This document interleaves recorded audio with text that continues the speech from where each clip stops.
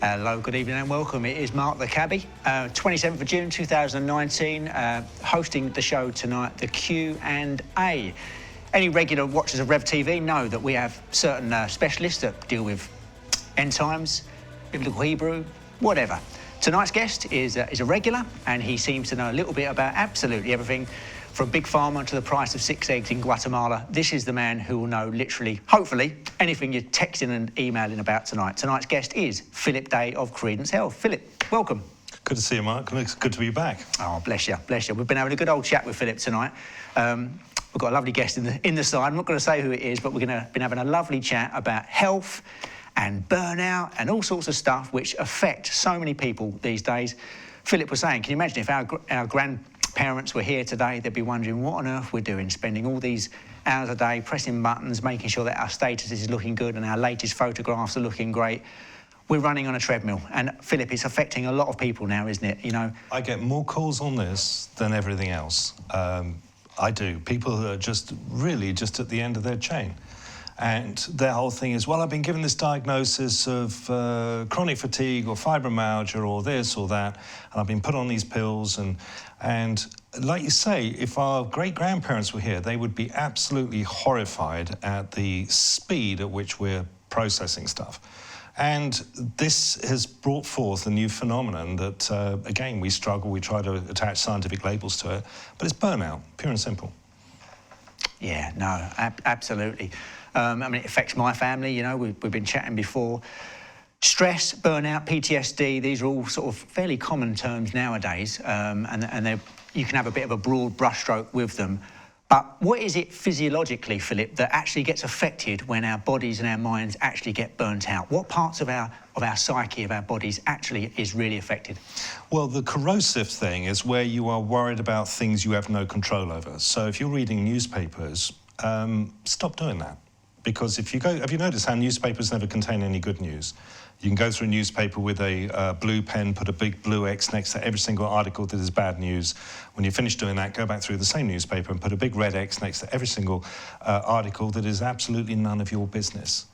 And then what you end up doing is just winding yourself up on stuff. Are we going to go to war with Iran? You know, and what about Donald Trump and all of this? And we take that on board in a way that our forebears never used to do.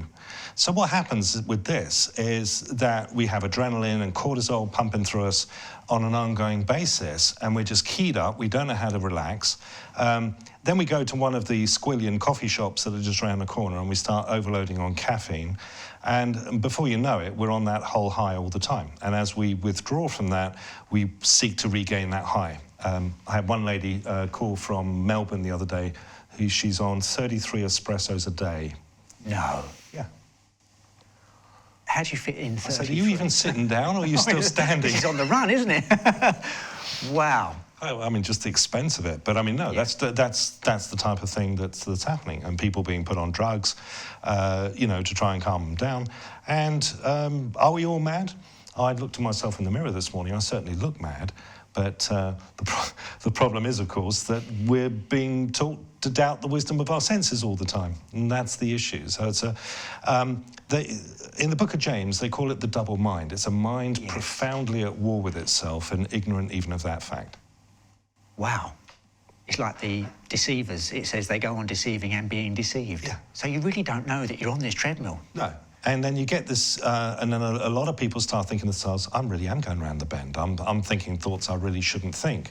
So it's about thought life. And as we were talking about before, the big problem we've got is that 20 years ago we had one world, and that was the physical world. Now we have two. There's this whole other world now that people are living in a lot of the time, and you are made to feel like you're not really up to snuff unless you're actually emailing and, you know, checking your status on all these social media platforms. I just pulled the plug on a 14,000 member Facebook group that had built up. I remember you said the last time. Pulled the plug. Yeah. We were getting trolled, lots of problems there, and people were just getting wound up. And I thought, this would never have been a problem 20 years ago. And not only that, I just found that people were spending way too much time on social media over nothing, just over trivial stuff all the time. And they pay a price for this. There's a penalty, an emotional penalty you pay for being so kind of plugged into this whole thing. So I was with my team the other day, and they were saying, what are you going to talk about? You know, your tour's coming to an end in a couple of weeks' time, and then you got some holiday. What are you going to talk about from September to November? And I said, we're going to talk about this. We're going to talk about stress, worry, burnout, you know, issues with just indecision, obsession, compulsion, all of these things that are wrecking people's quality of life. And that the quality really does get wrecked, as you know. Guys, this is an interactive show. This is probably the biggest interactive show of the week. What, an hour and a half with Philip tonight, so let's really make the most of it. Email us live at revelationtv.com, or if you want to text in on your phone, it's 07781 47 28 47. They'll come through on my little iPad here, and as long as they're readable and not containing anything rude or dodgy, you'll get your text and email read out. You really will. Philip, we're talking about cultural Marxism. At the start of the show, it's a bit of a wide-ranging area, a bit of a weird description. How would you describe cultural Marxism? I would describe it. These social media platforms have become very, very powerful. You know, Facebook, Twitter, Instagram, all of these. And what we've seen just in the last 2 weeks is they're now starting to deplatform sites that are disagreeing with the official dogma of this cultural Marxism that's going on. So if you're kicking against it or you don't agree with it, you get deplatformed.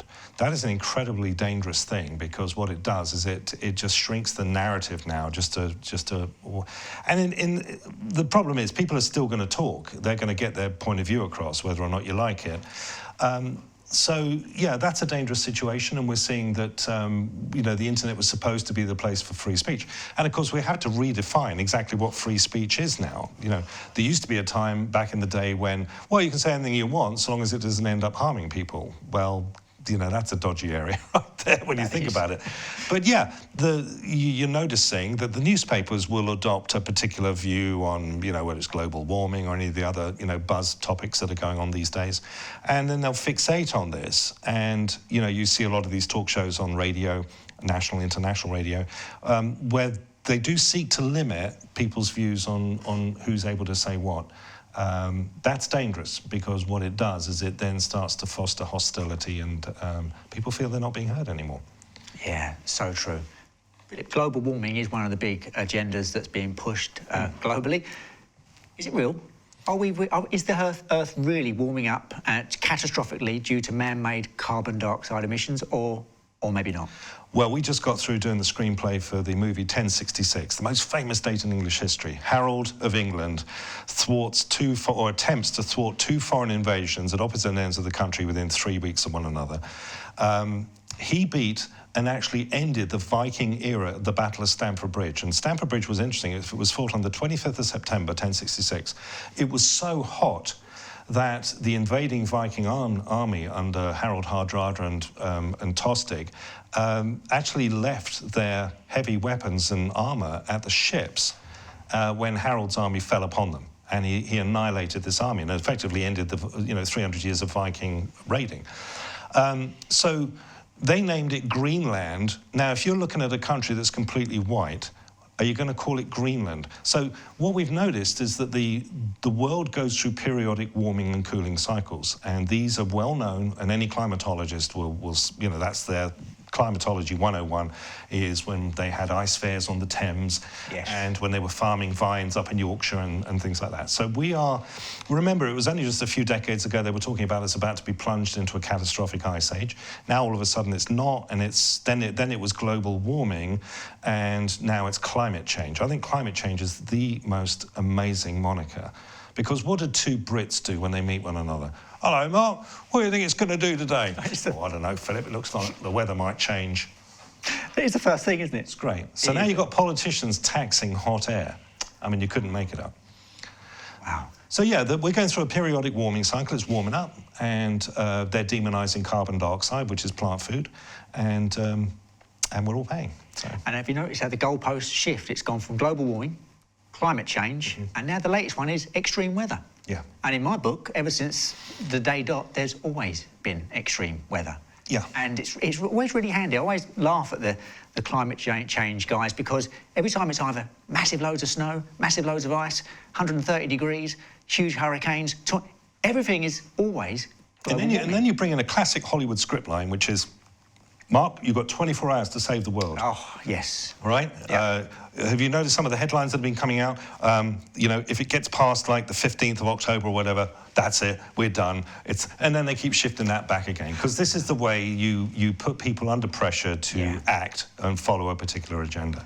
Al Gore was the most famous. He was warning many years ago that by 2009 there'd be no ice at the North Pole. There's actually a very well-balanced documentary people can look at on YouTube. It's called The Great Global Warming Swindle.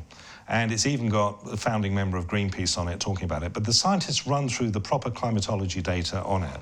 And again, all this hysteria that's cropped up is absolute utter nonsense. It really is. We looked into it very, very carefully. We had no axe to grind one way or the other with it. Yeah. But the Earth goes through periodic warming and cooling cycles, you know. Wow. I've heard, Philip, that you can actually record and predict climate changes by the activity of sunspots. Any truth in that? That's absolutely right. It is, isn't it? Yeah. Wow. Yeah. Normal science, real science, actually explains so much from... Well, here's where we hit another problem. Oh, here we go. Okay, I'm glad it's an hour and a half programme. No, I love science. You know, science made your iPad, you know. I love science. Yeah. It gives us the tools. It's made quality of life actually, you know, bearable. I think it's gone too far now with all the problems kids are getting with their gadgets and all the rest of it. So you have science, and then you have the appearance of science, or the religion of science, which is scientism. So this is where stuff sounds scientific, but it's not. And there's a range of these things that you find in all aspects of science. Like if you look at climatology, you then got this whole other climate change agenda that's going on, which claims to be scientific, but is actually a religion. It's a lot of it's Marxist based as well. It's again trying to destabilize the status quo, and it's also hitting at capitalism. And you know, whatever axe you have to grind on capitalism or otherwise, you've got to look at what the facts actually state about the particular position you're adopting. That's all. What do you think the end game is, Philip? Because people know I'm a London cab driver and I'm trying to get out of the job at the moment because London cab drivers have got to save the world. So we're being sort of coerced in getting our diesel cabs, which we were forced to buy and had no option but buy diesel cabs. Have them taken off the road, and we're being coerced to go down the showroom and spend 65,000 quid on a lithium battery in a vehicle which does a great U-turn. Yeah. 65,000 quid. I'm trying to leave the trade. 4,000 cab drivers have left the trade in the last 2 years.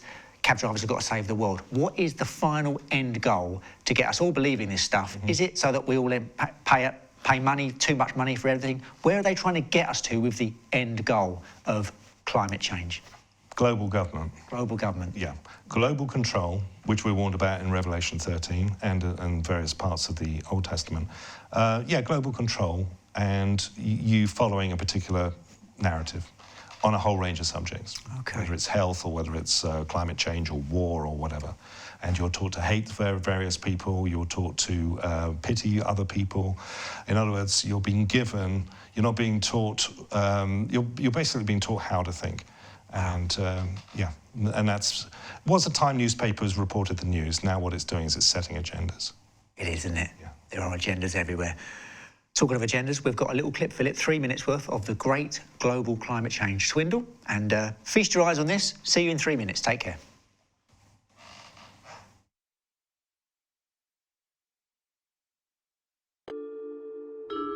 In 2005, a House of Lords inquiry was set up to examine the scientific evidence of man-made global warming.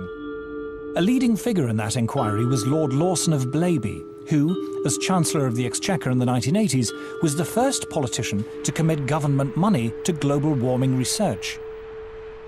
We had a very, very thorough inquiry, took evidence from a whole lot of people expert in this area and produced a report.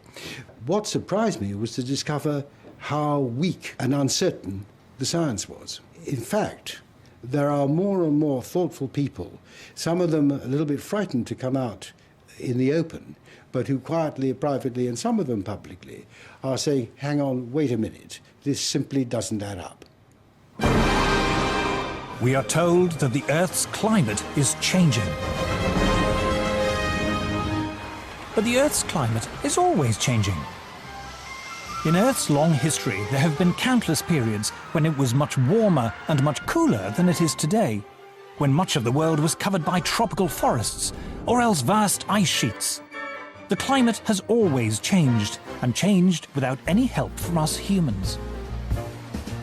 We can trace the present warming trend back at least 200 years, to the end of a very cold period in Earth's history. This cold spell is known to climatologists as the Little Ice Age. Let it snow, let it snow, let it snow. It doesn't show signs to stop. In the 14th century, Europe plunged into the Little Ice Age.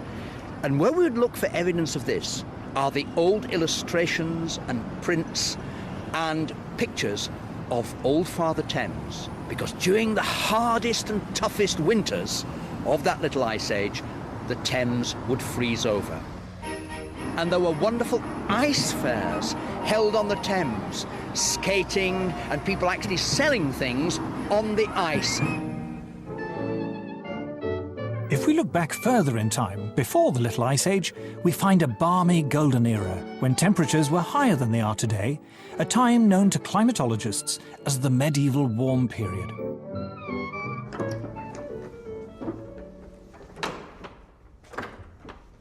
It's important that people know that climate enabled a quite different lifestyle in the medieval period.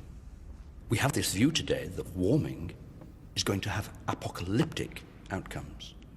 In fact, wherever you describe this warm period, it appears to be associated with riches. We're having a heat wave. In Europe, this was the great age of the cathedral builders, a time when, according to Chaucer, vineyards flourished even in the north of England. All over the city of London, there are little memories of the vineyards that grew in the medieval warm period. So this was a wonderfully rich time. And this little church, in a sense, symbolizes it, because it comes from a period of great wealth. Going back in time further still, before the medieval warm period, we find more warm spells, including a very prolonged period during the Bronze Age, known to geologists as the Holocene Maximum, when temperatures were significantly higher than they are now for more than 3 millennia.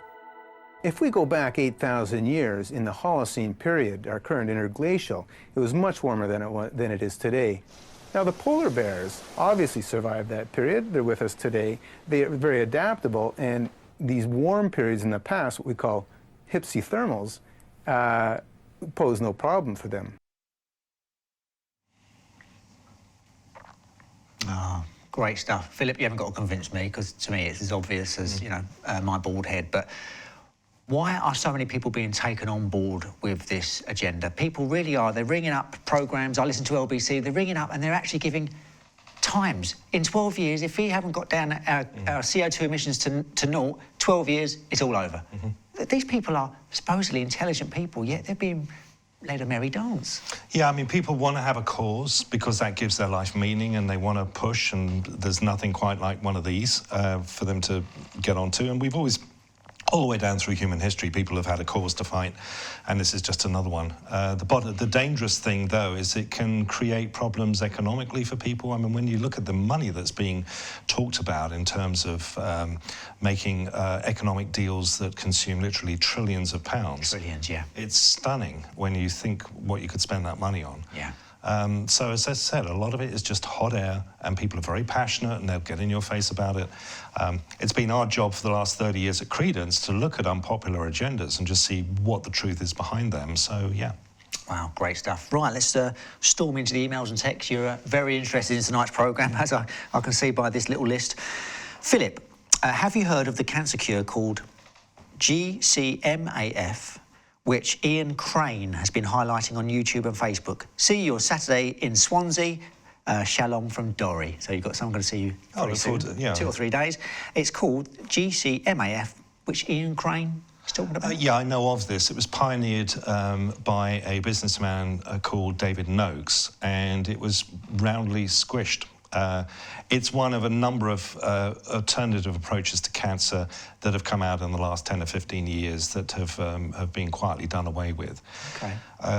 We never really investigated it because it was gone before we really knew it was around, but we know of it, and I think there are still people who are looking at it, and there was a lot of serious people in science who stood behind it. Okay.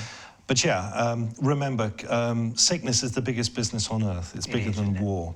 And so you better believe there are incredibly powerful dynamos keen to keep that gravy train on the rails. Yeah, it's called Big Pharma, isn't it? Yeah. Well, pharma and just government interests and all the rest of it. So, yeah. Wow. Okay, got a lovely one here from Margaret. Margaret from Petswood. Hi, Margaret. Hi, Mark. I would like Philip to end my confusion about sourdough bread. I understand it's the healthiest bread you can eat, yet it's white and refined, not wholemeal. Please advise. Any ideas? Yeah, with sourdough and bicarb, as opposed to yeast. The problem is the original wheat. The original wheat has been tampered with. It's not the wheat of the Bible. This is hard for a lot of Christians to get around because, give us this day our daily bread, and the idea that bread could in some way, not be what we think it is. But the short version of the story is that wheat went through an extensive set of changes in the late 60s, early 70s to boost yield. It rendered it somewhat toxic. There's been a lot on this online. There's a documentary out called What's With Wheat. There's a brilliant book by Dr. Bill Davis, an American cardiologist, called Wheat Belly, which gets into this. You can still get the original wheat, which was known as Emmer wheat, E-M-M-E-R. Emmer wheat was the wheat of the Bible. Okay. That's the wheat that Jesus knew. It's the wheat the Roman legions marched on, the wheat that the pharaohs farmed prolifically out of the Nile Valley. So this is Emmer wheat. It used to grow up to your throat, and it had a small head. Whereas if you go into the fields right now, just as the wheat is starting to ripen, it'll be about 3 inches above your kneecap. And this stumpy thing, again, is creating lots and lots of problems for people. Wow. And then you hear people saying, well, I'm going gluten-free now. And the problem with a lot of these gluten-free foods and breads are they're corn and potato starch, which is sugar. And that leads me on to the next question. Hi, Mark and Philip. Many times you've said that bread is responsible for wheat belly due to the sugar. I've been told that once you have toasted the bread, this eliminates the sugar. Is there any truth in that? Not really, no. Not really. I mean, wheat, it's true that amylopectin A, which is the carb that's creating all the problems, it breaks down into a gush of sugar. In fact, Bill Davis on the back of his book has got a photograph on his hardback book of 2 slices of whole wheat bread. And he says if you eat those 2 slices of whole wheat bread, that'll raise your blood sugar quicker than if you gobble down 2 tablespoons of table sugar. And he said the brown stuff, it's not even the white stuff that we're being told not to feed the ducks with. By the way, I don't know, down in Maidstone, where I'm from, right, all around the parks, they've got these signs saying, do not feed white bread to the ducks, it'll give them vitamin deficiencies. But you old ducks carry on eating it. And it's amazing, isn't it? The brown stuff, you certainly heat some of these sugars and these carbs, and you'll break them down through thermal melting, which is everything above 57 degrees centigrade, basically. Yeah. But it's still the same old problem. Yeah. And gluten as well, this gungy kind of thing, can rip semi-permeable breaches in the gut that can create problems too. Wow. Wow. I hope you're enjoying this. I really do. Good evening. Enjoy a sandwich, Mark. No more sandwiches, white bread or brown. Good evening. My cousin takes Solpadeine day and night. What are the dangers? God bless.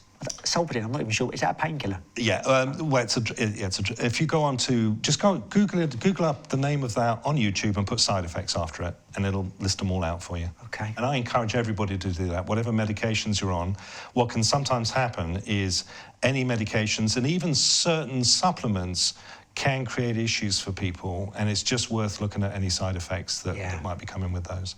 Okay. So an example of a supplement that might create alarming, they're completely harmless, is niacin, vitamin B3. Yes. Which gives you a skin flush. Yep. And it's used a lot in normalizing cholesterol. There's a lot of track record for niacin being used for people with depression and schizophrenia, or the type of schizophrenia which is called pellagra, which is an old 19th century problem. So vitamin B3, niacin, is a vasodilator. In fact, when I was in my early 20s, we used to use it to show off to the girls in the nightclub. You'd drop 500 milligrams of niacin, and you ended up with a Hawaiian suntan in about 10 minutes. And Stop calling you George Hamilton of the Christian world. No, you look like a billionaire yacht owner under the disco lights. But if you went out in the corridor, it looked like somebody had attacked you with a blowtorch, because you're flushed right out. And people get really concerned because they'll take niacin, they'll take 200, 300 milligrams of niacin, which is, that's a start, that's, a start-off dose for it if you're using it therapeutically. And then all of a sudden they'll feel all kind of hedgehoggy and pins and needles and that sort of thing. But it's the same effect as if I got a teaspoonful of cayenne pepper, shoved it in your mouth and clamped your jaw shut. Yeah. What colour would you go? Yeah, you're going to go quite dark. Quite a dilative effect on it as well. Wow. But going back to the solpadeine and any kind of anything that people are taking, there's a very good dedicated database online that you can just put in the name of whatever it is and put side effects and and just have a read. And it'll pop up. Great stuff. Got a tough one here. Hi, Philip and Mark. A friend of mine had breast cancer 4 years ago and had been on an extremely strict diet and enemas plus supplements. She's been recently told she has bone cancer, liver and bowel cancer. I've been taking supplements myself after having breast cancer, and I'm wondering if there is any point. Blessings from Sylvia. Sylvia, good question.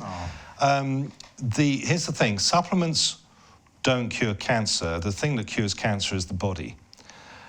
So the problem with that is that people tend to focus on, you can be doing all the right things with your diet, you can be doing all the right things, taking supplements. And in fact, if you go onto the National Library of Medicine's database, there are literally thousands of studies on there of vitamins and natural herbs and things like that that have been tested, for certain conditions. The thing that doesn't get tested is this. And if people are stressed out, and of course the guardian we have in our body to stop us getting sick is the immune system, and the immune system is absolutely ubiquitous in the body. It's a system that gets hit hard if people are going through periods of stress, Mark, and I get, again, so many calls on stress now and worry and all that sort of thing. So what we see is that some people, if they're if they're adopting a natural approach to treating cancer, or maybe doing it alongside conventional treatment, sometimes people can get out of it just like that, and I get the calls and the emails on that.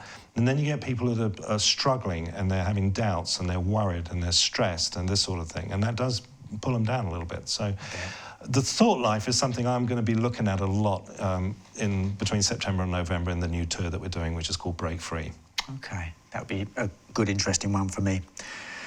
Ricky's got one here that's going to take your brain to the other end of the spectrum. You ready for it? I'm ready to go. Philip, right. Hi. How do you know if you are truly at peace with God and are saved? How can you be 100% sure? How can you know that you're not being deceived? Thanks, from Ricky. Ricky, are you being convicted?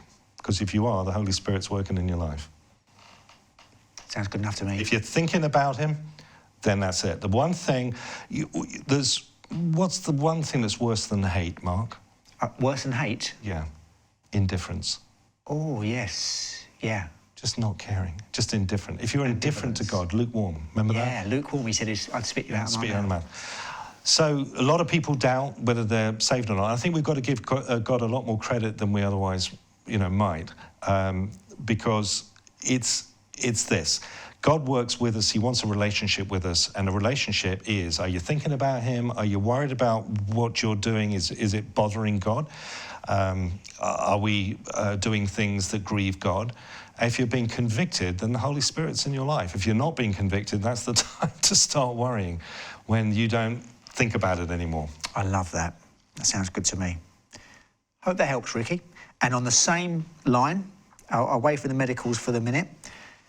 Hi, Mark and Philip. If a man needs to be born again to enter heaven, what about the millions of people who have lived and died and never heard of Jesus? Were they consigned to hell by an all-knowing God before they were born? All the best from Eddie. Eddie, great question. Yeah. And the answer is God knows.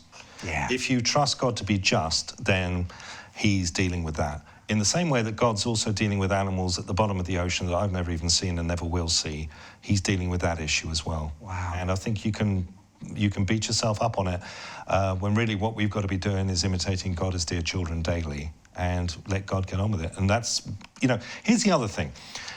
Revelation intimates that worry is a sin because you're accepting a responsibility God did not intend you to have.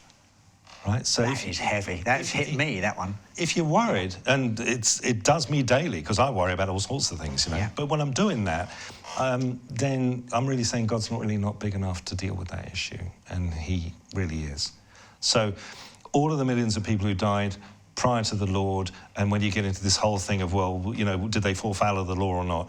God knows, and if you believe God is just, he's got his hand on it, and you don't have to worry about that. Brilliant. Plenty of other things to worry about, like Brexit. Yeah. Talking of conviction, you just convicted me about the stress and worry thing. Eddie, Genesis 18:25 pops in my mind. Shall not the God of all the earth do right? Okay, let's leave it to him. And if they do, people have always been justified by faith, not the law. It's the law that leads you to the Lord Jesus Christ. So pre-Christ, they were justified by faith. Who was saved? I don't know, because I'm not God, I'm a cab driver. But rest easy, okay? If, like Ricky said, if you're being convicted, that's a good sign. If it's all gone silent on the radar and you're indifferent, could be a bit of a dodgy sign. I was given something that sits on the side of, just to the side of my computer screen, and when I'm sitting there going, no, like that, I just look to the left and it goes, be still and know that I am God. Psalm 46:10. I'm like, love it. And it just kind of goes out. Absolutely love that. Oh, I'm loving tonight's show. Dear Mark and Phillip, I don't use social media at all. I suffer from chronic pain from a failed mesh surgery. It is nerve pain. I take huge amounts of medication. Please, have you got any information that could help? God bless, from Amanda. So it's a failed surgery, a mesh surgery. I'm not sure what that is. She takes huge amounts of medication for nerve pain. Any advice, any info, any possibilities for other stuff? Yeah, Amanda, it's just awful. There's a lot of problems being caused by these particular devices, and what I would recommend that you do is start concentrate on galvanizing the body's healing processes. There is a routine that I recommend that people do immediately. First of all, get vitamin D optimized, because that's going to galvanize and optimize the cellular repair systems of the body and also the immune system. Pain medications are fine. The problem with pain medications is they will hijack body chemistry. So what we need to do, what you need to really work out is what is causing the pain. Is it the actual, is it referred pain, or is it pain being caused by the problem that you had? And also, are the drugs really working? Are the drugs numbing you, or are they stopping the body being able to heal that? Let me give you an example. I used to ride motorcycles professionally for 10 years, and I was always falling off them, but my body would heal. And by the way, that's something that doctors do really well. I wanted those guys, you know, when I got busted up. But my body would heal in time, and your body will heal in time. The problem we get is that sometimes medications can kind of get in the way of that. And pain, there is a purpose for pain in the body, not chronic pain, and there's lots of people that live in chronic pain. So I would sort of work at this from the standpoint of being able to boost the body's innate ability to heal, because I'm knocking 60 now, and my body's done quite well up to now in being able to replicate cell structure across the decades, and the body can work for you as well. But what we do, there are some metabolic and nutritional things we can bring to bear on this, which are effective. Oh, bless you, Philip. God bless you, Amanda. I knew this subject would come up. Good evening, Mark and Philip. Any cure, this is the first bit, any cure for nasal drip? Now, I don't know if that is just as obvious as what it sounds like, but I've never heard of it. Yeah, it's quite common. Again, it's an immune system problem as well. So it's generally, if you're getting mucus or you're getting a drip of some kind, the immune system is constantly fighting something. So it would be, let's imagine you're mayor of London, right? And it gets around the criminals in London. Now, I know we have no criminals in London, but imagine we did, right? Sadiq Khan thinks we've got no criminals in London. He thinks it's great. It makes me smile. But if it gets around the criminals in London that your police force is rubbish, then guess what? The criminals come out and play, and they break into PC World and nick all the TV sets, right? So when you're getting a problem, an ongoing problem where it looks like the body's purging or trying to deal with something, then that can often be a poor police system or a poor immune system. So again, the first thing I would check would be vitamin D, looking at levels of stress, looking also at whether this was triggered by a particular event. Okay. You know, sometimes people would have a flu or something that took them down hard, and they never really bounce back from that. You know, a lot of people mention that. Okay. And that would generally be an indication that the immune system is struggling against something. So it could be a food they're eating that is causing an immune reaction as well. Okay. And the second part of the question is something that's close to my heart. And also, a friend has fibromyalgia. Any advice? Yeah, it's burnout. It is, basically. It's you've thrashed. You're jamming the needles to the red and smoking the rubber to the cord. That's an old Mighty Sark expression, by the way. And people are just getting burnt out with it. And you know what? Let me tell you something else as well, and that is people who care a lot suffer this a lot. Because when somebody cares, they're putting a lot of themselves in, and they often don't just back off. You know, they're constantly thinking about things. Christians get this a lot. A lot of Christians get fibromyalgia, ME, chronic fatigue. They're burnt out. Wow. And as I often say, the remedy for that is to go and farm Christmas trees in Montana for 6 months. Yeah. And when we pick you up, there shouldn't be a thing wrong with you. But I think a lot of the problem is the pace at which people are living their life, or the pace at which they're involved with their thought life on things that are just running them ragged. Yes. That's what we need to dial down. Okay, yeah. We need to quieten ourselves down in every way, don't we? Yeah, we do. We need to totally chill out. We need to switch everything off. Wow. We need a power cut. Well, not right now, but... Right. Here's one. Does God answer the prayers of non-Christians?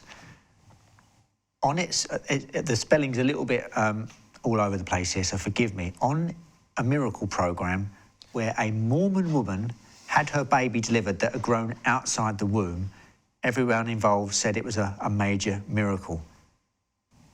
Does God answer the prayers of non-Christians? My particular view, I'm not God, so I can't really look in his mind. I mean, we have a good insight into what God thinks about things by reading his word. But I think what God does a lot of the time is he will open doors for people.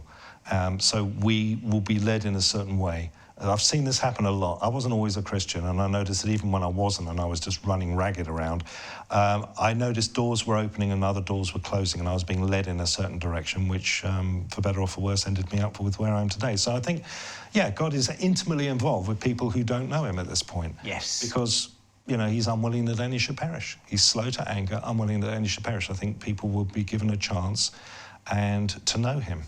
And like I said, you go outside. I know they're building everywhere right now, but whatever green belt you can still find, you know, that's God's creation right there. Wow. And it's interesting how people will argue about that. Yeah. So I think, yeah, God is definitely leading people through doors that he opens for them. Yeah. And if you think about it, all of us start off as non-saved, non-Christians, so the calling of the Holy Spirit upon all of us had to start somewhere, and it was initiated by God. So, yeah, I believe he does answer the most rudimentary prayers, because we'll start off unsaved, don't we? Yeah, and it's very common for God to meet you at your point of greatest need as well. You know, when you really hit rock bottom, and then you pick up a spade and start digging further, that's normally when you start to think differently about things. Brilliant stuff. Hi, Mark. Hi, Philip. I wish we never had invented technology. Just think how society would be today if we didn't have smartphones, Facebook, much of our tech, probably a much better world.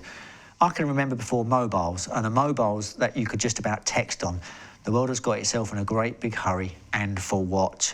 For self-glorification of man, rather than on the Almighty's social media, rather than on the Almighty social media tries to stop free speech. We get told that we have to plug in our cars into a plug socket and turn a can into another can, or that we will all blow up. What a load of old rubbish.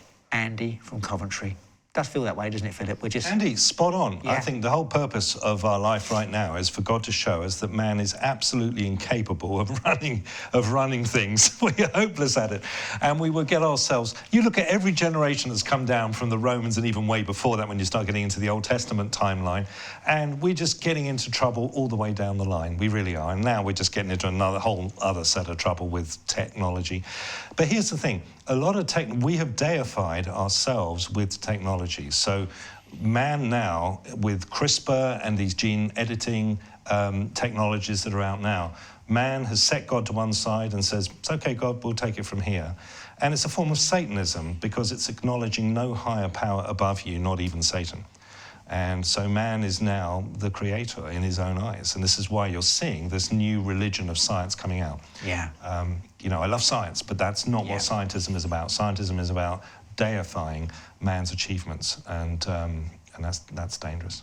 Sure, Philip, I'm just thinking about technology and where we're all ending up. The book of Revelation talks about that in the end, people worship the image of the beast. And I can see a time when technology and artificial intelligence are going to simulate some sort of image of whoever this Antichrist personage will be. So you can see where all this technology is. Well, they're already doing it. If you really want to ruin your day, go on to 2045.com and see what these maniacs have got lined up for us. And these are mainline scientists that are blending humans with animals, and they're blending humans with machines. Hollywood's been loosening you up to this theme for years. It's known as the Human Enhancement Program. I mean, you know, kids are going to their mums, oh, Mum, it's my birthday coming up, and the mums are going, oh, what would you like? And the kid will reply, well, I want a superpower. And all these superheroes, I mean, you've got the DC Comics, the Marvel thing, we're being crammed full. That latest superhero, forget what it's called, Endgame, is it? Did it not make $2 billion or something at the box office? You got me. Wow. I mean, this is the ultimate it's the Endgame. I think it's Endgame. I didn't go to see it at all. But people are absolutely into superpowers, and of course this is leading people away from God. It's leading people into believing, well, I can have these powers myself, free of God. So again, it's worshipping power outside of God. Wow. And that's the slippery slope. We can see where this is all leading. Frankie from Belfast. Hi, Frankie. Got a facetious question, but with a kernel of truth in it. I love that. An irony. Hi, guys. Do you think they will start taxing countries whose volcanoes erupt? Well, they should. I'd be all for that. We should get a rebate, really, because we've got nothing angry, really, around here. Yeah, no, that's a very good point. It isn't it? Because it just lends the whole lie to this whole carbon thing that's going on right now. It does, doesn't it? They're really big on this down in Australia. When we were touring down in Australia, it was all carbon this and carbon that and carbon taxes, and the whole thing is just a complete and utter scam. But people are buying into it because, again, it's a cause that people can get behind. Yeah. But there are so many other better causes that are real that people should be embracing. Wow. Great question here from Francis. Good evening, folks. Philip, do you have any remedies that would help my autistic daughter sleep at night? That is from Francis. Yeah, I've got a whole chapter on autism in my ABCs of Disease book. I'm more than happy to send you the chapter if you send me an email. Just go to credence.org and just click on the contact tab and save you buying the book, and I'll send it over to you. There's a good doctor, Dr. Natasha Campbell-McBride, who operates up in the Cambridge area, I believe. She is looking at a fair amount of autism being caused by gut problems. So they're seeing that over 90% of people with properly diagnosed autism have some sort of gut reactions. So she's got a whole regime that she uses. She's a conventionally trained physician. I believe she's Russian. She's from there originally. Bright lady, and so she's gaps.me is the website, gaps.me.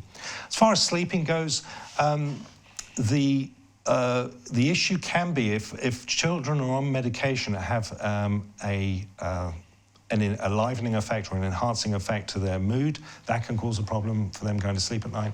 If they're not getting physically worn out, that can be a problem. I mean, I get this a lot because I'm sitting in front of computers all day long writing. And sometimes I'll go to bed and I'll just sit there and stare at the ceiling, and I'm not physically tired, and the brain never switches off anyway. So sometimes I just get up and walk around the village. Yeah. And that must really freak people out, I think, when they're walking around. I suppose it does. With a little white dog, you know. We've got a little family joke about our friends that live near you, and he walks around the village as well late at night, and you know exactly who I mean. Oh, I've got one here from Jeff.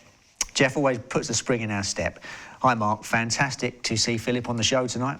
I can heartily recommend his superb book, The Mind Game. Oh, yeah. How long ago did you write that one, Philip? Because you've written a few, haven't you? Yeah, to say the least. That came out in 2003, and that looks at the origins of psychiatry. And for those who don't know, psychiatry is the study of people who don't need to be studied by people who do. And so we get into the origins of psychiatry. Do you know there was actually a psychiatric illness in 1901, Mark Willats, of course, psychopathica gallica. If you're French, you're mentally ill. And the big issue with psychiatry is that there are currently no tests to diagnose mental illness. There's no test, there's no disease evidence that they can produce, scientific physical disease evidence for things like bipolar or depression or any of that. And yet the drugs get doled out. And we're just seeing this week, in fact, one of the big issues that I raised in the book was that a lot of these psychiatric medications in susceptible individuals can cause suicidal ideation, yes, homicidal ideation, this sort of thing. And we were looking at the school shootings that were occurring in which country? Well, we've had them in America. They're in America. Mostly, isn't they? Why only in America? Why do we not see school shootings happening in Iceland? And the answer is that America actually drugs up more of their under-12s than any other nation I'm aware of. And these medications hijack brain chemistry. So the problem we've got is that there will be people looking at this program who maybe are on these medications and they have given you your life back. Then there are other people who are having severe problems with them. So, and there's just in the press today, I'm noticing in the mainstream media today, there's now a study out that's showing this. So I'm glad that's breaking mainstream for the first time.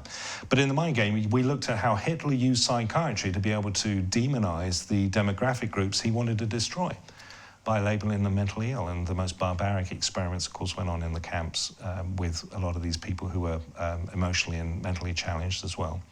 So there's a branch of psychiatry that's called orthomolecular psychiatry. And if you want to look really smart at your next barbecue, by the way, sidle up to your nearest victim. I will. I'm looking into the benefits of orthomolecular psychiatry, and they're going to follow you around. They're going to, yeah. What it is, orthocorrect. In other words, so people are having emotional problems. So orthomolecular psychiatry seeks to address foundational cause, seeks to look at the diet, looks at a number of indicators like vitamin D. We'll look at whether you're exercising or not, whether you're being poisoned or not, yeah, whether you have systemic inflammation or insulin resistance, and a whole range of these things as well. So those are the guys and ladies that I support. Wow. Thanks, Philip. And Jeff goes on to say, incidentally, I've learned to live a very happy, simple lifestyle. I listen to Joyce Meyer first thing in the morning. I read the Bible last thing at night. And I keep out of the wife's way in the day. It's fantastic. I've never felt so good. God bless you, Jeff. Ladies, don't take that seriously. Jeff is our resident comedian who always puts a spring in our step. Wow, Joan's got an interesting one here. Good evening. What sort of food should I give my dog? God bless you both. Okay, so let's wind back a few years. Let's imagine that dogs are out in the wild. When was the last time you saw a lion eating a zebra and having a baked potato with it? Not for quite a while. When was the last time you saw wild animals? Wild, they were livid. When was the last time you saw a wild animal cooking in the wild? And the answer is, they don't. So there's a thing about eating according to species. Daniel Vitalis has this great soundbite where he says, what we're talking about here is a real diet in the sense of what a species eats. When we or even dogs get onto a real diet, we don't have to think about these things anymore. Half the problem we've had with nutritional issues or metabolic issues, and this also is in veterinary science as well, and the problem with animals and other mammals, is they're not eating according to species, they're eating according to processed foods. So we're feeding a lot of our dogs and cats cooked, ground up bits of their mates out of an aluminium can, and then when they get sick, we run them off down the vets for shots and drugs, rather than feed them what they would normally eat in the wild. Yeah. So the answer to that would be try to get off a lot of the junky stuff and move more towards, there are companies like Nature's Menu and others that have kind of made good steps in that direction. We're not affiliated with them at all, but you could do worse than just to go and get some liver down at the local butcher's and, just slice it up and feed that.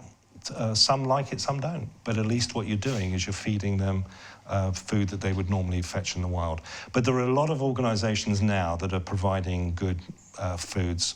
Some animals won't eat raw food. We've seen a lot of dogs won't eat raw food anymore because they've got a taste for... Yeah. I mean, I've got a little Maltese Terrierist. I thought you were going to say a little Malteser. Yeah, I did. I thought, little Maltese dog, little Maltese Terrier. I said chocolate is, that's my... And she'll sit there and she'll stare at me going, I want some of your food, and because, they get a taste for it. So. Yeah. It's all about conditioning the brain, isn't it, Philip? You mentioned a little story at the start about how you gave up cigarettes. Yeah. And your friend also gave up cigarettes. Yeah. Just give us a Rather little insight violently. in how you had to treat the brain and what you did to the brain to actually get you to get off of this... OK, so let's do a little experiment for the people watching the programme, and that is have a think about things...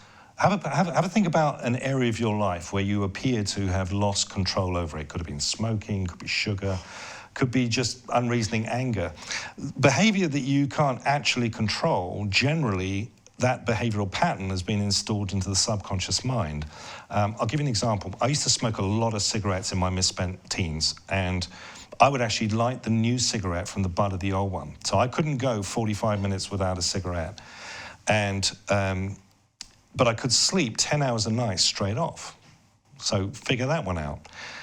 And I'm not waking up every 45 minutes jonesing for a cigarette.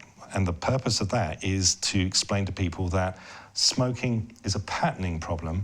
Nicotine does hook you quickly, but it doesn't hook you deeply.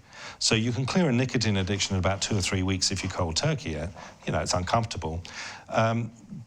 You know the patches they give these people? Yeah. The problem with the patches is that's just dripping. It's like the slow release thing to try to get you off the nicotine. But that's not the addiction. The addiction is the subconscious mind. This pattern is being installed into the autopilot of your subconscious mind. And you've got to extirpate it. So I was talking to a friend of mine in LA. You know how bonkers they are over there. Land of the fruits and the flakes, right? He said, try this, he said, because I know you're struggling. I said, right. So he says, take a bag of lemons around with you, and every time you want a cigarette, take a lemon out, slice it in half, squeeze both ends into your mouth. Okay, you must be mad. He goes, yeah, you're going to go on the lemon ride. You know, if you've ever done that. And so what you're doing is you're making a connection between the brain's request for a cigarette and pain. And the brain moves away from pain and moves towards pleasure. All right? That makes sense. So I can explain a heck of a lot about why you do those things you do by watching you moving away from things that cause you pain and moving towards things that cause you pleasure. And then we have the subconscious mind, which has the autopilot. So this Pavlov programming that gets put in, generally over a 30-day period, will instigate an autonomic program. So let's imagine that you've been through a very bad, stressful period. You've lost a loved one, lost your job, whatever it is, and you've been really stressed for a 30 or 40-day period. That whole reaction, that fight or flight reaction, can get installed into the autopilot. So now it's triggering autonomically. So now you're waking up at 3 o'clock in the morning, and you know how bad things look at 3 o'clock in the morning, don't you? Yeah, very. Right. Yeah. So you're waking up at 3 o'clock in the morning, and you've got the collie wobbles, you know, off it goes. And so breaking that is about, there are certain tools we use, which I get into in the Little Book of Attitude, and we're going to be covering this in the Break Free Tour coming up in September. The tools to access the subconscious mind. Now, hypnosis, you can do that. I'm not really a big fan of that, but I am a fan of using pain or pleasure to be able to get out. So I found that just by doing the lemon thing, every time I wanted a cigarette, I'd slice the lemon, squeeze it into my mouth. Within a week, I was off cigarettes. I wasn't really, you know, my brain was looking for something else. You know, forget that, how about heroin? Or, but I had a friend who gave up in 2.5 days using cayenne pepper. Wow, I bet he did it. Well, the brain learns pretty quickly when you light it up, you know, with 250,000 British thermal units. Wow. Now, I'm not advocating, you know, eating cayenne pepper or anything, but I'm pointing out that there's some amazing tools that are being used now to see the brain extirpate these patterns. By the way, we've got Wimbledon coming up, and you're going to see the speed at which these men and women whacking that ball across the net far faster than the conscious mind can actually react. So who's playing tennis? And the answer is the autopilot. Yes. This is why you get people like Andy Murray. They practice and they practice. All these top guys are practicing until it's second nature. When you go into the army, what's the first thing they do? They don't send you to Iraq. They put you through boot camp. Yes. And then they just thrash it into you. So what they're trying to do is install your behavior into the subconscious mind so you react autonomically.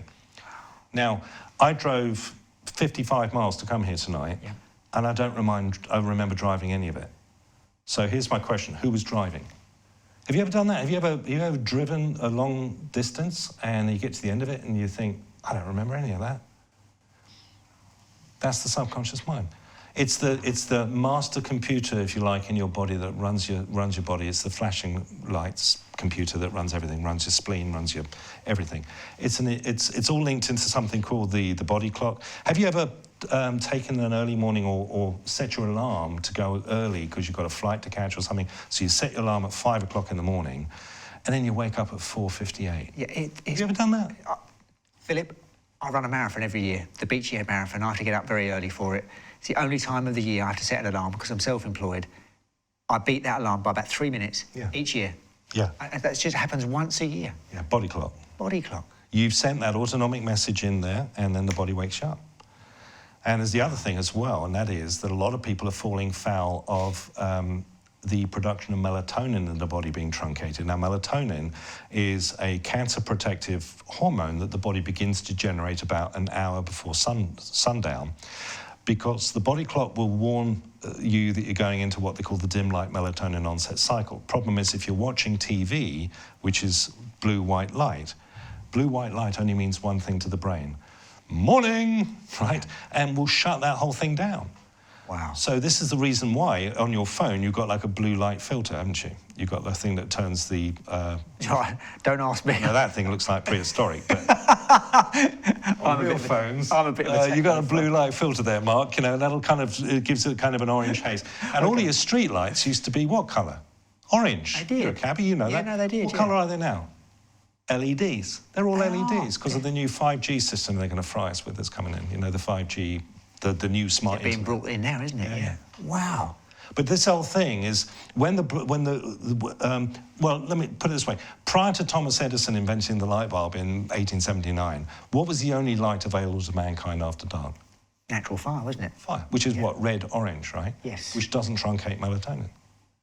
Doesn't shut that whole production down. Yeah, okay. So, you're coming back from the pub and there's some lights coming towards you on the road, that's going to shut it down. Of course. See, so the problem is that we've lost a big protective barrier, if you like, against disease, because a lot of us are... So then you say, well, I'll just take melatonin supplements. Well, good luck, because they're illegal in this country. Is that real? Yeah, can't get them. You can get them in from abroad, I understand. I've never tried, but other countries, you can supplement melatonin, but not here. And by the way, melatonin is recommended by UCLA for one of the preventatives for Alzheimer's.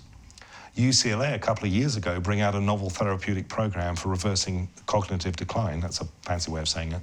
And one of those is make sure you're getting enough sleep and make sure you sleep in pitch black. Wow.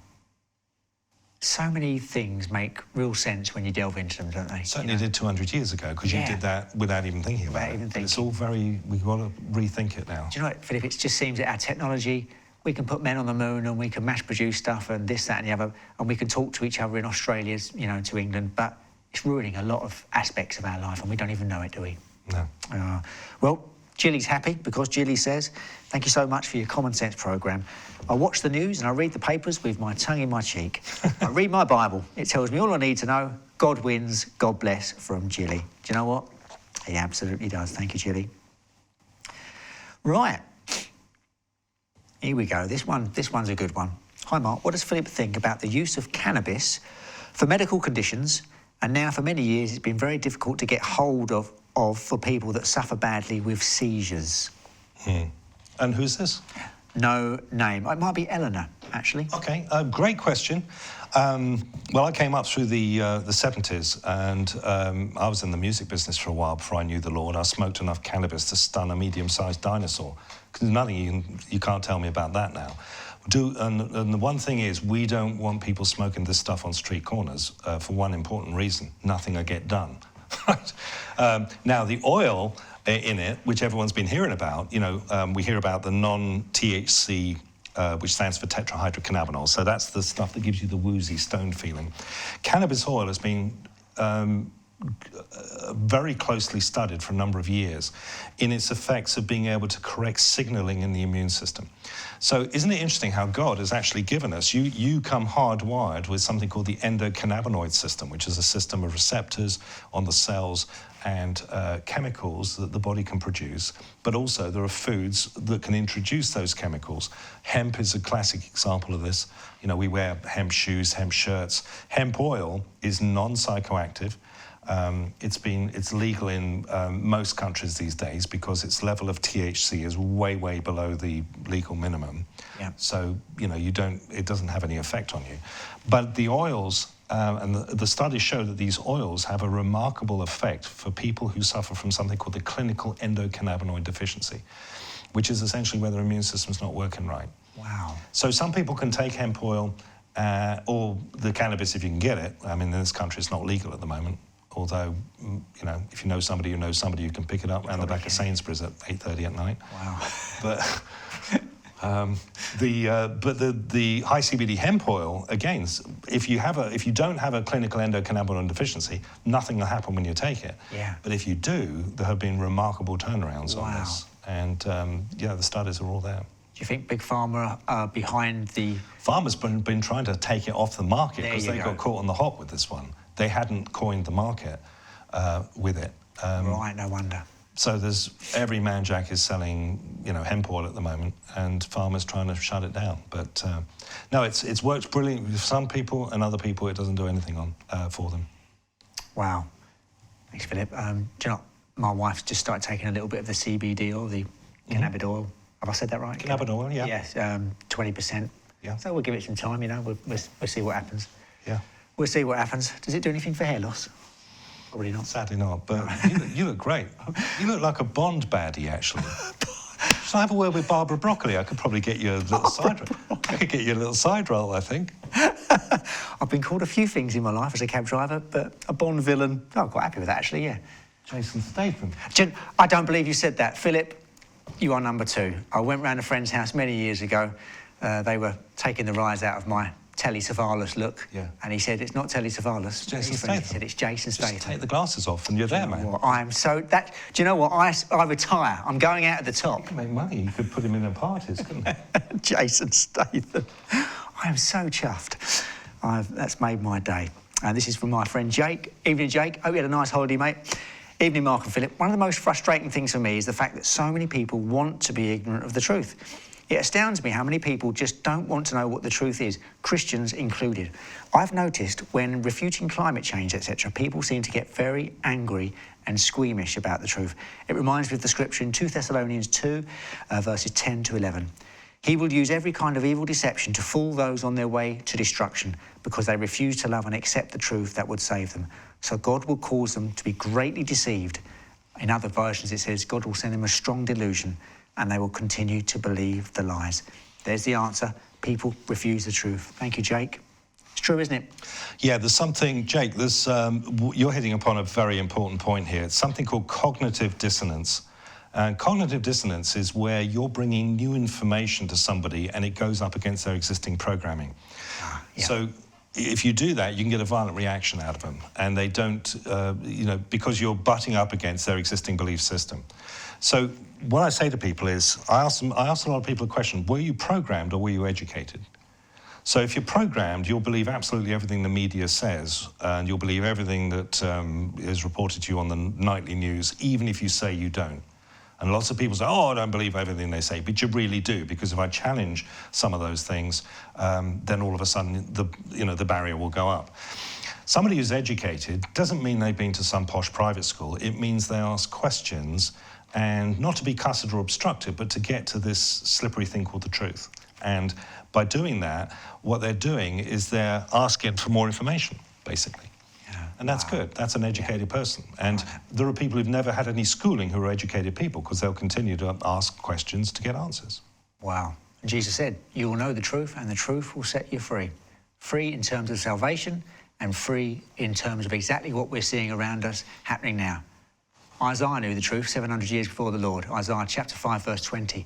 Woe to those who call good evil and evil good. There's a moral role reversal now happening before our very eyes in this generation, whereby we're starting to accept things which have always been known as intrinsically evil or bad, and there's a whole moral role reversal going on right in front of our eyes. Cultural Marxism is basically coercing you to believe stuff which you know at your core is ridiculous. And, well, if you want to carry on doing that, great. If you want to know the truth, read the Bible. Jesus said, I am the way, the truth, and the life. Wow. Oh, I was thinking about this one today. Philip, evening. What do you think of spelt flour, which is also mentioned in the Bible? That's from Pam. Pam, spelt is very similar to the original einkorn. So way back when, the original einkorn was the original grain. It was a 14 chromosome grain, if you like. At some indeterminate point in the past, it mated with wild goat grass, and you get a 28 chromosome hybrid, which was known as Emma wheat, which is the wheat that Jesus would have known when he was walking the streets of Judea. So that's very similar to spelt. Still got gluten in it. See, bear in mind that today's bakers love the new semi-dwarf high-yield wheat because it's got loads of gluten in it. That's why it's very chewy.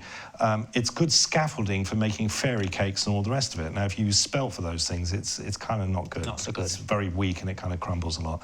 But it's not ripping up your gut in quite the same way that we would see, with some of these other grains. And people say, well, what about barley? What about rye? What about oats? Well, those have not been the recipient of the extensive set of changes we've seen happening with wheat. So if you go onto YouTube, if you want a very short trailer on this, just go to YouTube and just type in what's with wheat. And there should be a trailer to a documentary that came out in 2016, which is dynamite. Wow. Lots of people, by the way, are suffering from gut problems. Yes. Rheumatoid arthritis. Dr. Bill Davis links wheat consumption with a lot of rheumatoid because it's ripping semi-permeable breaches in the gut, which is allowing wheat peptides to get into the bloodstream and fire up the immune system. You won't know whether this thing's causing trouble in your life until you stop eating it for a period of time. And then all of a sudden, we've noticed that a bunch of things go away in certain people. And they go, wow, that's like 36 hours. Wow. The body, Philip, has an amazing intrinsic ability to heal itself, doesn't it? Quite quickly. Yeah. And we have an intrinsic ability to keep harming it. Yeah, we do. By what we're putting in. Jack LaLanne, famous bodybuilder. He wouldn't have got the Queen's telegram because he was an American. But he had a great expression. If man made it, don't eat it. Oh, OK. Sounds good. That rattles when you shake it. That really does. And on that note, so no bread, pasta or wheat. No. What should we eat? Just breathe air. Breathe air. Listen, I'm down to 11 stone 3 now. If I just breathe air, you won't see me next week. No, there are things. There are 2 acronyms. If you've got a pen and paper handy, just write down BROW, barley, rye, oats, and wheat. Okay, barley, rye, oats, and wheat. And then another one. You can do FAMS: flax, amaranth, millet, and spelt. And then you can put buckwheat and quinoa or quinoa. I haven't made an acronym out of that one yet. Yeah. Flax, amaranth, millet, spelt, buckwheat, quinoa, quinoa. Those are much more nutritionally coherent than the old barley and the, rye's okay. But again, if you've got the gluten issue going on with you, that's a problem. Yeah. Oats, got nothing in for oats, but the problem is that oats break down into a gush of sugar. And if you are trying to move away from sugar and boost levels of beneficial fat, remember, fat got kicked into touch, in the 1970s. Remember, we were told to stop eating fat. It's had a bad rap, hasn't it? Yeah, but have you noticed, fat's back, and boy, is fat mad. Because fat spent 70 years in the long grass over some fraudulent research, and everyone thought fat was bad without realising there were good fats and bad fats. Yes, yeah. And why do we call them the essential fatty acids if they're that non-essential that we can actually ban them for 70 years, right? No, fat is an energy source, and we've denied ourselves that. And so we all stopped eating fat, and then we all got fat because we all switched onto the breakfast cereals. How bizarre is that? Yeah. So the human body God's designed the human body to be like a hybrid car. It can run on 2 different fuel systems. It can run on sugar. That's been the problem since 1850 when sugar was really unleashed into our civilization in unlimited quantities. And it can run on fat. So if you go back to what people were eating way back in the day, they were eating stuff farmed in their kitchen gardens. These days, you go down to Maidstone High Street, chicken shop, chicken shop, chicken shop, chicken shop, chicken shop, all the way down. You can have a chicken a night. Back in the 1600s, you couldn't have a chicken every night because you'd run out of chickens. So the problem is we're overeating and we've upset the whole natural scheme of things. Yeah. And now we're industrially farming stuff. So our whole diets have just been skewed out of all proportion. Wow. So out of all those staple foods, the barley, rye, etc., it's the wheat that's been mostly... That's the one that's troubled. Changed. And I get people saying, well, I want the original stuff. Fine, get online. I hate to say that, but get online and have a hunt round for the heritage wheat. It's known as Emmer, E-M-M-E-R, and make sourdough out of that. Or just go ahead and, use that. People have got bread makers these days, but it won't have the harm that the modern stuff has. Great stuff. Great stuff. Right. Hi guys, a very interesting discussion on climate change. I remember seeing a Channel 4 documentary a few years ago looking at the subject. They looked at the evidence and the most revealing revelation was that all the big changes in climate over the last few hundred years are directly correlated with highs and lows of sunspots. Yeah. And that man has negligible impact on climate. It's said that looking at climate change through the prism of man-made reality, of man-made reality, I'm not sure what that is, and his work on Earth. Keep up the good work at Rev TV, guys, and that's from David from Norfolk. David, thank you. Yeah. And again, it goes back to the whole demonisation of carbon dioxide, which is plant food. Yeah. You know? And here's the other thing that I always say the authority, as we'll term them nicely for now, gets you to doubt the wisdom of your senses. Yes. Why aren't these climate change people, instead of protesting in Trafalgar Square, why aren't they going out there and protesting out of all of the manic building that's going on Greenbelt land all across our lovely land?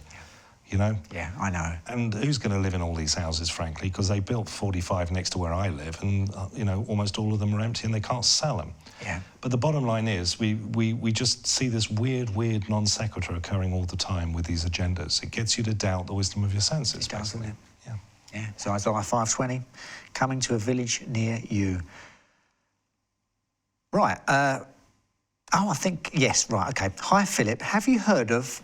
Here we go. Heckler lava as a remedy for heel spurs, and it might be plantar fasciitis. No, I haven't. Les, you've put planar facilities, but it may be right, but it might be plantar fasciitis, which I'm slightly acquainted with. Heckler lava? No, never heard of it. So email it over. Les? It's Les, right? Yes, Les, yeah. Les, send it over. Brilliant stuff. Let me follow it up. Also, here's a great website. We're not affiliated with them at all. greenmedinfo.com. Green as in the colour, MED, info.com. If you go onto that website, www.greenmedinfo.com, what you can do is you can type in that word and then you can type in studies, and it will pull up any of the studies that have been done on that have been registered with the National Library of Medicines, which is one of the huge databases which most people would never look at because it's an absolute minefield to trawl it. But GreenMed Info has made that very accessible. It's completely free to do those searches, and you'll see what the real science is behind a lot of this stuff that we're talking about. Great stuff. Thank you, Les. Hi, Mark. Can you ask Philip if he can suggest what a person with ME can do to regain health? Kim. That's from Kim. Yeah, I've got a whole chapter on that in the ABCs of Disease. Once again, email us in and I'll send you the chapter, save you buying the book. And again, we look at ME. The way of approaching these problems is, first of all, you've got a medical system that is trying to treat symptoms, not address foundational cause in almost all cases.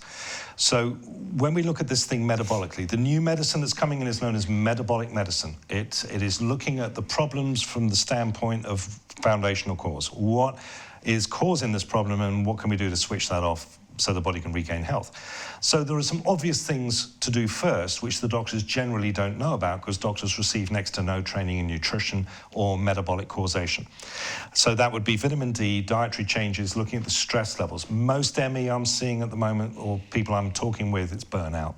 They've been through a lot of extended stress and they're thrashed, basically, and they haven't been able to get away from the coalface. They're still working, and the whole thing is just grinding them down even further. It's a bit like when you've worn a joint out and you still use it and you're just getting that pain all the time. So the endocrine or hormone system just burns right out. Underactive thyroid, one of the most common things that we get. Thyroid gland, base of the neck. So that's a big issue as well. Adrenals burn out. And then you just feel like you're driving with the handbrake on all the time. That's chronic fatigue and ME and those things as well. Fibromyalgia, of course, yeah. Fiber, yeah. I've got a lovely little one here. One of your fans. I've been to 3 of Philip's talks, which have been very good. I'm looking forward to his stress talk. God bless you both for this excellent programme. Thanks, Gene. Oh, yeah, we're just finishing up on the Life Map tour. I think we've got another 4 meetings to go. We're in Swansea this Saturday. I always love going down there. Do you know you can get into Wales for free now? Oh, I've heard, yes. You can finally cross over for nothing. That was a hit going in there. That really was about a tenner with my van. So Swansea, we're coming down and we're going to see you on Saturday. Also, we've got Tunbridge Wells and Elstree next weekend. And then on I think it's the 21st of July, we're doing one in Kensington. Oh, very, very posh. So we're going to the People's Republic of Kensington, and we're doing the life map. As you see on the screen here, the life map, I thought it'd be fun to look at the problems that occur in each of the decade of a life, just seeing, what science has found out about the problems and solutions that people would come across as they get older. How old are you, Mark? I'm 49. All right, so you are the prime of your powers. Does that feel like it? Not much, no. I'm crafting a legacy right now. You are, It's hard work. I'm crafting it. So yeah, and enjoying the fruits and voyage into the sunset, of course, and trying to aim for the Queen's telegram if you can get that. But we have a genetic. They estimate that when you're about 65, you're about 55% of the way through your genetic potential.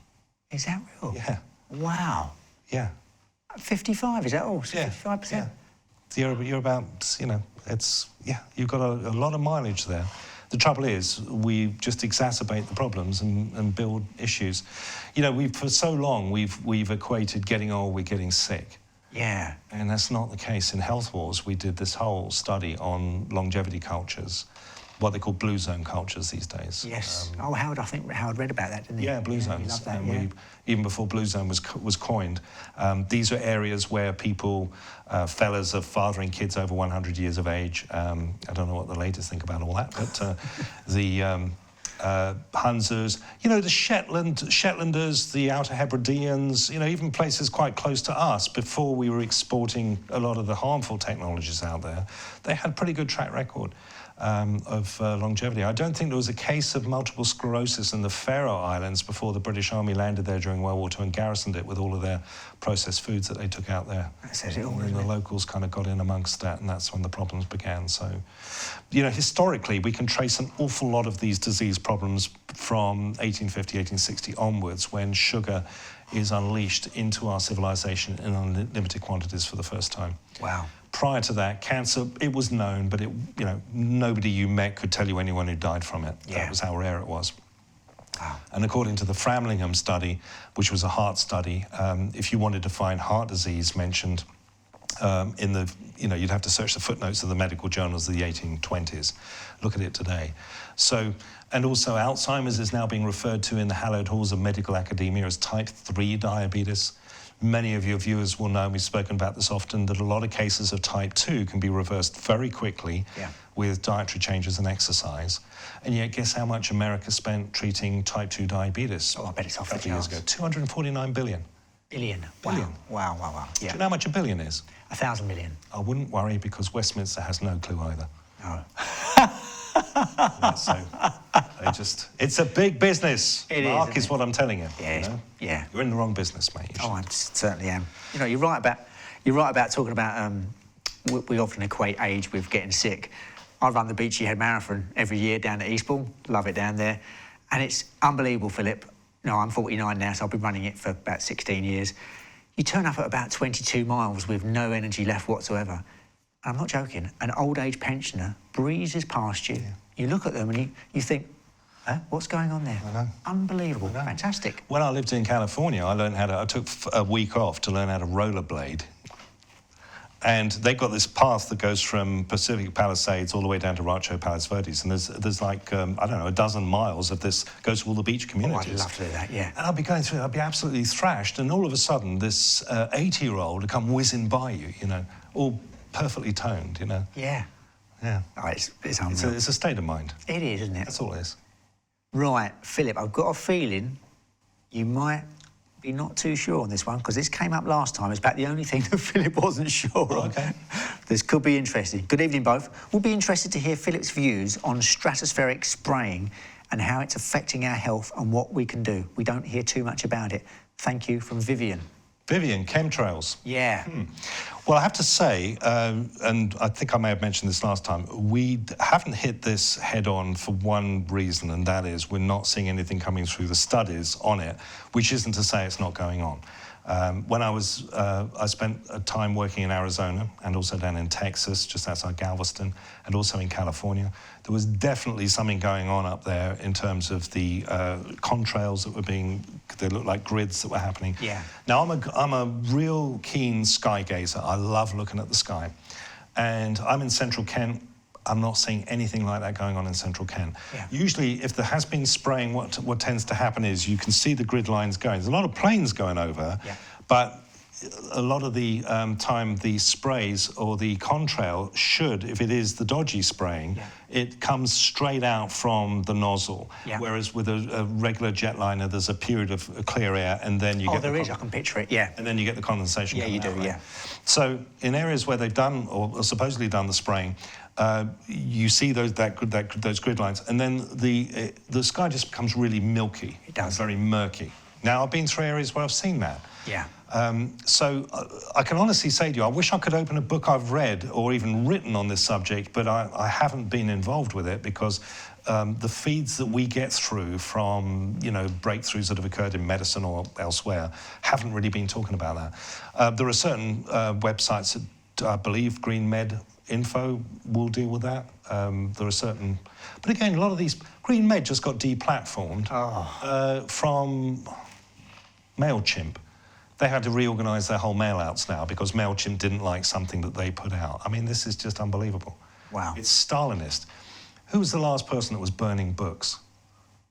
That was Hitler, wasn't it? Yeah, it didn't end well for him. It was, wasn't it? Yeah. It didn't end well for him. I hate it when you ask me a question because I think you're a bit of a history buff, and history I only got a grade C at O-level, so I'm not... That's such an iconic image of chucking books onto a big bonfire, and that's exactly what Google's doing, and that's what these others are doing by not allowing people, by basically limiting the range of argument. Wow. Limiting the options.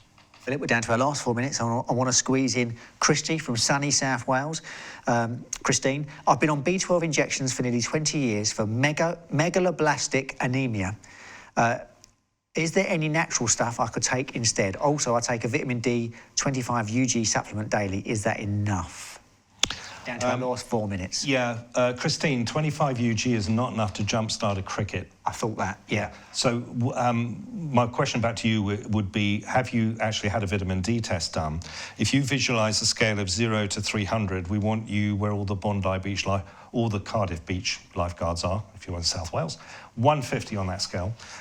Get your GP to test you for that, in which case it's free. Failing that, NHS has a great mail-order test kit service for vitamin D. Once again, just to remind, the big deal with vitamin D is it underpins the proper workings of the immune system and cellular repair. It's intricately involved in B12 metabolism as well. So if the D's not right, nothing else is working downstream of that. An average weight adult female, just to maintain the deficiency they've already got, will be taking 4 times what you're taking right now. So nobody's harming themselves with vitamin D if they just follow the guidelines. Adult females can take up to 10,000 international units for a couple of weeks just to boost the levels up that scale. But you're never really going to know where you're on that scale without having that test done. So I can send you, we have a briefing document on that that's very straightforward to go through. Loads of websites deal with the new paradigm for vitamin D. Right now, NHS is saying if you're over 50 on that scale, you're fine, and you're not fine.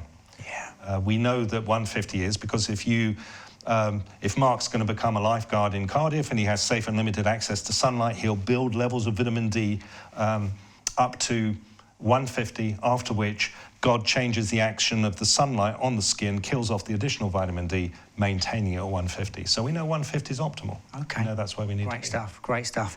Super quick one, last under 2 minutes. Have you heard about the use of gum turpentine for curing a number of serious ailments? I've heard of it, I haven't investigated it. Yeah. Yeah, there's a number of these fringe. When I say fringe, all I mean by that is there's a number of stuff, a number of these substances that are not getting studied because there's no commercial gain to be made from studying them. That's the reason a lot of the time they get pushed to one side. So again, it'd be worth going on to Green Med Info and just typing gum turpentine in and just seeing what comes up, seeing if there are studies on it. Great stuff. Super quick, if we can squeeze this one in. A friend of mine has just been diagnosed with motor neurone disease. A friend of mine died with that. Terrible. Any ideas? God bless, from Joan. Yeah, again, send me an email through on that. We've got a briefing document on that we can whiz out to you, showing what the leading clinics in the world are doing to... Once again, we address the obvious stuff first and then we work in from there. OK, great stuff. Oh, I don't know who does the booking for this lovely channel, Rev TV, but we need this man back again. I've just checked the amount of unread emails and texts. If I was the world champion speed reader and Philip could answer it at world champion speed, we'd never get through it in the next 2 hours. So thank you so much for your interest. Philip, I've loved tonight. Absolutely loved it. Thank you so much. It's always it's just wonderful. I love coming up here.